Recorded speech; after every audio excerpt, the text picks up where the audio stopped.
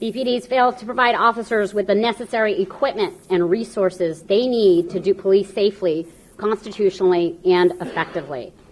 But these systemic failures alone didn't cause the problem.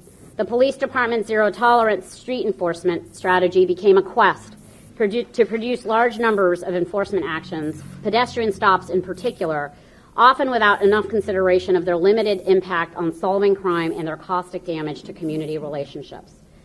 With today's city leaders, and while today's city's leaders have recognized these issues, many in the BPD continue to follow this strategy. Only 3.7% of the police department's more than 300,000 pedestrian stops from January 2010 to May of 2015 resulted in officers issuing a citation or making an arrest. Many of these stops and the resulting frisks lacked constitutional justification. The city's African American residents and African American neighborhoods bore the brunt of this activity.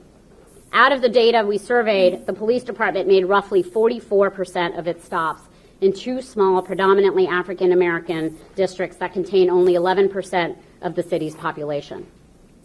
African Americans accounted for 95% of the 410 individuals the police department stopped at least 10 times. Indeed, one African American man was stopped 30 times in less than 4 years, with none of the stops resulting in a citation or a criminal charge. We also found a pattern or practice of excessive force. For example, officers frequently resorted to physical force when a person did not immediately respond to verbal commands, even where the person was posing no imminent threat to the officer or others. Officers were ending up in unnecessarily violent confrontations with people in with mental health disabilities.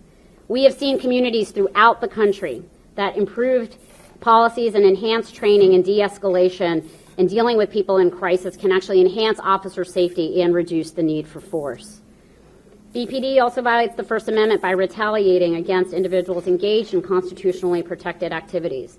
Officers frequently detain and arrest members of the public for engaging in speech that officers perceive to be critical or disrespectful.